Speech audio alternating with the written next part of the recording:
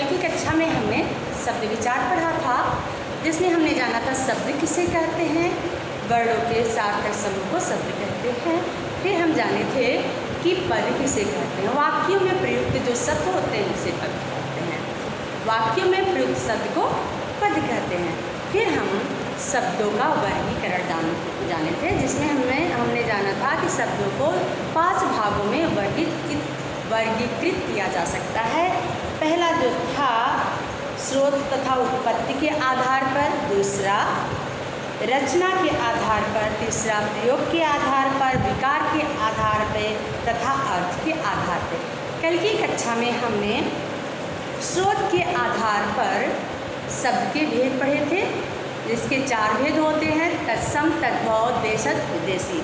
संस्कृत के शब्द जो होते हैं तत्सम, संस्कृत से निकले हुए जो हिंदी के शब्द हैं तद्भव, देशज जो हमारी आम बोलचाल की भाषा हमारी भाषा में आती है, और विदेशी जो दूसरी लैंग्वेज दूसरी भाषाओं के शब्द हमारी भाषा में आते हैं विदेशी। उसके बाद हम रचना तथा बनावट या व्युत्पत्ति के आधार पर शब्द के भेद पढ़ेंगे।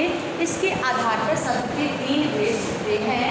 पहला रूढ़, दूसरा यौगिक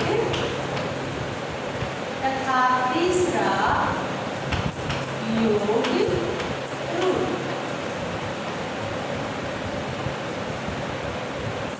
रचना तथा व्युत्पत्ति या बनावट के आधार पर शब्द के 3 भेद होते हैं, रूढ़, यौगिक, यौगिक। रूढ़ शब्द होते हैं जिन शब्दों को हम अगर उसको अलग करें, जैसे पानी पा प्लस नहीं करें, उसका कोई अर्थ नहीं होगा। वो एक साथ मिलकर एक विशेष अर्थ को बताते हैं, जिसका एक विशेष अर्थ होता है, वह रूढ़ शब्द होता है। रूढ़ शब्द परिवर्तित नहीं होता है। हम बुक के माध्यम से इसको समझने की कोशिश करते हैं। घर, माता, कमल, पुस्तक आदि कुछ ऐसे शब्द होते हैं जिनके खंड करने पर कोई अर्थ स्पष्ट नहीं होता। खंड मतलब अलग अलग बांटने पर, परंतु उनका एक परंपरागत विशेष अर्थ होता है, लेकिन उसका एक अर्थ निकलता। इस प्रकार के शब्द जो होते हैं रूढ़ शब्द कहलाते हैं। अतः कहा जा सकता है कि ऐसे शब्द जो किसी विशेष अर्थ में प्रयोग होते हैं परंतु उनके खंडों का कोई अर्थ नहीं होता, उसे रूढ़ शब्द कहते हैं। ऐसे शब्द जो कोई अर्थ देते हो, जैसे मैंने लिया चौक, किताब, चश्मा, मोबाइल, ये सारे जो शब्द हैं वो क्या है, एक में जो अगर हम इसको अलग अलग करेंगे, इस शब्द को बांटेंगे तो उसका कोई अर्थ नहीं रहेगा, वो मीनिंगफुल नहीं रह जाएगा। लेकिन वो एक साथ है तो उसका कोई अर्थ। तो ऐसे शब्द जो कोई विशेष एक अर्थ देते हो लेकिन उनको खंड किया जाए, बांटा जाए तो उसका कोई अर्थ ना हो, वह रूढ़ शब्द कहलाता है। ऐसे शब्द जो किसी विशेष अर्थ में प्रयोग होते हैं परंतु उसके खंडों का कोई अर्थ नहीं होता, उसे रूढ़ शब्द कहते हैं। जैसे घर, माता, कमल, पुस्तक आदि। अब उदाहरण को देख लेते हैं। घर में घ और र को अलग कर दिए तो न घ का कोई अर्थ है न र का, और दोनों एक साथ मिल गया तो हमें पता है घर मतलब हमारा घर, हमारा गृह। माता, माँ और ता अलग अलग करेंगे तो कोई अर्थ नहीं, माता, माँ। क, म, ल अलग अलग करेंगे कोई अर्थ नहीं, एक साथ कमल के फूल का अर्थ देते। इसी तरह पुस्तक में भी अगर अलग अलग करेंगे तो इसका कोई अर्थ नहीं होगा, एक साथ होगा तो इसका अर्थ होगा। इस तरह हम कह सकते हैं कि ऐसे शब्द जो किसी विशेष अर्थ में प्रयोग होते हैं परंतु उनके खंडों का कोई अर्थ नहीं होता, उसे रूढ़ शब्द कहते हैं। जैसे घर, माता, पुस्तक, कमल आदि। इस तरह अगर कोई कहे आपको कि रूढ़ शब्द की परिभाषा बताए तो आप कह सकते हैं ऐसे शब्द जिसका अपना एक विशेष पारंपरिक अर्थ होता है, लेकिन उसको अगर हम खंडों में विभाजित करें तो उसका कोई अर्थ नहीं होता, ऐसे शब्द रूढ़ शब्द कहलाते हैं। आप इसका एग्जाम्पल लिख सकते हैं, घर, कमल, पुस्तक इत्यादि। अब हम आगे जो रचना के आधार पे दूसरा है यौगिक को पढ़ते हैं। यौगिक यौगिक योग, योग मतलब होता है जोड़। ऐसे शब्द जो दो शब्दों से मिलकर बने हों, दोनों का अपना अलग अलग अर्थ हो और दोनों को मिला के भी उसी के समान अर्थ हो, वह यौगिक शब्द कहलाता है। हिंदी भाषा में कुछ शब्द ऐसे होते हैं जो दो शब्दांशों से मिलके बनता है, यानी एक अलग एक अलग। जैसे विद्या आलय, विद्या अलग, विद्या मतलब ज्ञान, आलय मतलब घर, दो अलग अलग शब्द को मिलके बना है विद्यालय। यही बताने का प्रयत्न यहाँ किया जा रहा है। जैसे पुस्तकालय, पुस्तक किताब, आलय घर, किताब का घर, पुस्तकालय पुस्तकों का घर। देवदूत, देवतों का, देवों का दूत। और जो इन शब्दांशों का अर्थ है वही उस शब्द का भी अर्थ होता है। जैसे राजमहल, राजा का महल, राजमहल, राज राजा, महल महल, राजा के महल को राजमहल कहते हैं। इसी प्रकार यौगिक शब्द कहलाते हैं, यानी दो अलग अलग शब्द हों, दोनों का अपना अर्थ हो और दोनों मिलकर एक नया शब्द बनाए, उसका भी एक अर्थ हो, वह यौगिक शब्द कहलाता है। अब हम यौगिक शब्द की परिभाषा को पढ़ते हैं। ऐसे शब्द जो दो शब्दांशों के मेल से बनते हैं, अलग अलग शब्दों के मेल से बनते हैं, और जो इन शब्दांशों का अर्थ होता है, यानी जो शब्द का अर्थ हो। जैसे पुस्तक आलय, पुस्तक मतलब किताब, आलय मतलब घर, किताब का घर। वही उसका भी मतलब होता है जो जोड़ के होता है, यानी सेम टू सेम अर्थ होता है उस शब्द, वही उस शब्द का भी अर्थ होता है, वह यौगिक शब्द कहलाता है। मेरे ख्याल से आप समझेंगे, जब दो शब्दांश आपस में मिल रहे हैं, दोनों का अलग अलग होता है, दोनों का अर्थ मिलकर एक नया शब्द बनता है, उसका भी वही अर्थ होता है, तो वह यौगिक शब्द कहलाता है। यौगिक इसलिए कहा जाता है कि दो शब्द आपस में जुड़े हुए हैं। अब इसकी परिभाषा एक बार हम पढ़ते हैं। ऐसे शब्द जो दो शब्दांशों के मेल से बनते हैं और जो इन शब्दांशों का अर्थ होता है वही उस शब्दांश का भी अर्थ होता है, उसे यौगिक शब्द कहते हैं। जैसे पुस्तकालय, देवदूत, राजमहल इत्यादि, ये आपका यौगिक है। तीसरा आया योग रूढ़। इसमें योग भी जुड़ा है और रूढ़ भी जुड़ा है, यानी दो शब्द तो इसमें होंगे, एक शब्द इधर होगा इधर होगा, लेकिन इनको मिला के जो शब्द बनेगा उसका अपना एक विशेष अर्थ होगा। कुछ शब्द ऐसे भी होते हैं जिनमें रूढ़ व यौगिक दोनों प्रकार के शब्दों की विशेषता होती है। दोनों प्रकार के शब्दों की विशेषताएं उसमें पाई जाती है, रूढ़ भी होता है और जुड़ा भी होता है।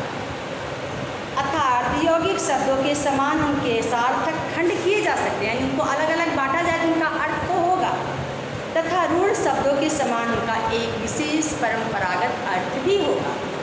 वह यौगिक योग रूढ़ शब्द कहलाते हैं।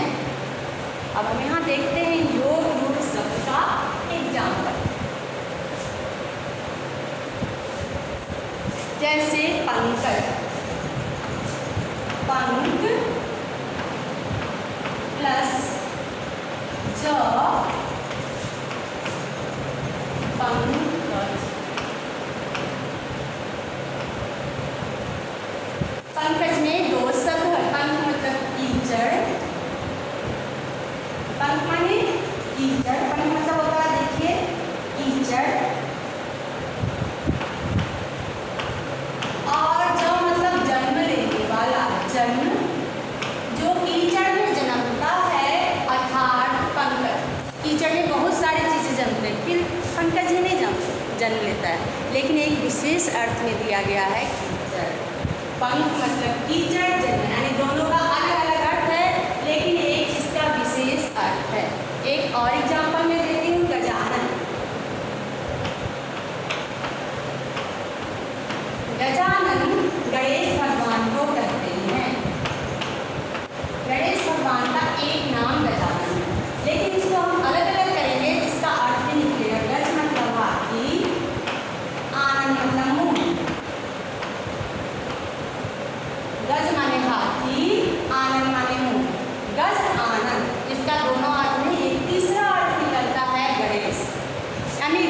शब्द का जो शाब्दिक अर्थ है वो ना लेके एक तीसरा अर्थ, विशेष पारंपरिक अर्थ लिया जाए, वह योग रूढ़ कहलाता है। इस तरह हमने 3 शब्द के रचना के आधार पर शब्द के 3 भेद पढ़े। रूढ़, जिसको अलग अलग शब्दों के वर्णों को बांटा जाए तो उसका कोई अर्थ नहीं होता, अपना एक विशेष अर्थ होता है।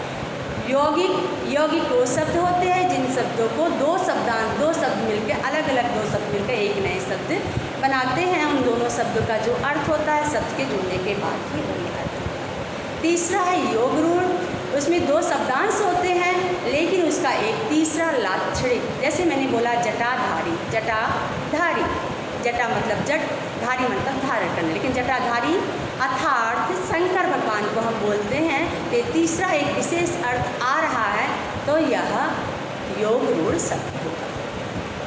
अब हम पढ़ेंगे आगे वाला नेक्स्ट, प्रयोग के आधार पर शब्द किस तरह हम प्रयोग करते हैं। हम जब कोई भी वाक्य बनाते हैं उसमें संज्ञा, सर्वनाम, विशेषण, क्रिया विशेषण, समुच्चय बोधक, संबंध बोधक, विस्मयादि बोधक, ये सारे व्याकरणिक नियम के अनुसार हम वाक्य बनाते हैं।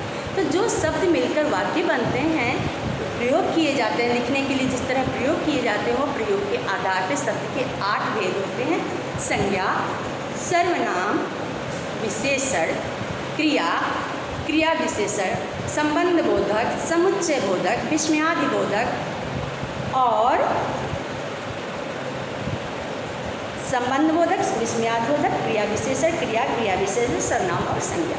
तो सबसे पहले इसको मैं यहाँ थोड़ा सा आपको बता दूँगी, ऑलरेडी ये सारे कुछ पढ़ चुके हैं और आगे आने वाले पाठों में इसको आपको पढ़ाया जाएगा, इसलिए मैं इसको एक बार आपको बता देती हूँ। संज्ञा आपको पता है, जो शब्द नाम वाले होते हैं, जो शब्द किसी प्राणी, व्यक्ति, वस्तु, स्थान, जाति या भाव के जो नाम होते हैं उसे हम संज्ञा कहते हैं, नाम वाले शब्द। और जो शब्द संज्ञा के स्थान पर प्रयुक्त होते हैं वह सर्वनाम।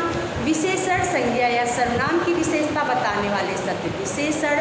क्रिया, काम करने वाले शब्द क्रिया विशेषण, क्रिया की विशेषता बताने वाले क्रिया विशेषण। संबंध बोधक, 2 शब्दों को जोड़ने वाले शब्द, जैसे मेज के ऊपर चाक रखा है, चाक और मेज को के ऊपर शब्द जोड़ रहा है तो के ऊपर शब्द जो है ये संबंध बोधक है। फिर इसी तरह समुच्चय बोधक 2 वाक्यों को जोड़ता है। संबंध बोधक और समुच्चय बोधक में ध्यान देना है, संबंध बोधक 2 शब्दों को जोड़ता है और समुच्चय बोधक 2 वाक्यों को जोड़ता है। जैसे मैं घर नहीं पहुंच पाया, मुझे बस नहीं मिली, तो आपको ये सेंटेंस सही नहीं होता। इसको जोड़ा, मैं घर नहीं पहुंच पाया क्योंकि मुझे बस नहीं मिली। यानी क्योंकि जो शब्द 2 अलग अलग वाक्यों को जोड़ने का काम कर रहा है ये आपका समुच्चय बोधक है। और विस्मयादि बोधक जो हमारे मन के भावों को बताने वाले, हर्ष, खुशी, अरे वाह, घृणा, छी, और दुख का हे राम, बहुत, अरे वाह, बहुत अच्छा, इस तरह के जो हमारे मन के भाव शब्द होते हैं वह होते हैं विस्मयादि बोधक शब्द। इस तरह हमने जो प्रयोग के आधार पे हमने 8 भेद पढ़ा, संज्ञा, सर्वनाम, विशेषण, क्रिया विशेषण, संबंध बोधक, विस्मयादि बोधक, समुच्चय बोधक तथा विस्मयादि बोधक। आज की कक्षा में हमने इसके 3 भागों को पढ़ा। नेक्स्ट क्लास में 4था और 5वां पढ़ेंगे। सबसे पहले हमने पढ़ा स्रोत के आधार पर जिसके 4 भेद होते हैं, तत्सम, तद्भव, देशी। दूसरा हमने पढ़ा रचना के आधार पर 3 भेद होते हैं, रूढ़, यौगिक, योग रूढ़। और तीसरा हमने पढ़ा प्रयोग के आधार पर जिसके 8 भेद होते हैं, संज्ञा, सर्वनाम, विशेषण, क्रिया विशेषण, संबंध बोधक, विस्मयादि बोधक, समुच्चय बोधक। ये सारा हमने पढ़ा। आप इसको पढ़िएगा, परिभाषा को अच्छे से पढ़िएगा, याद करिएगा, बुक में आए हुए एक्सरसाइज को खुद करने की कोशिश करिएगा। धन्यवाद।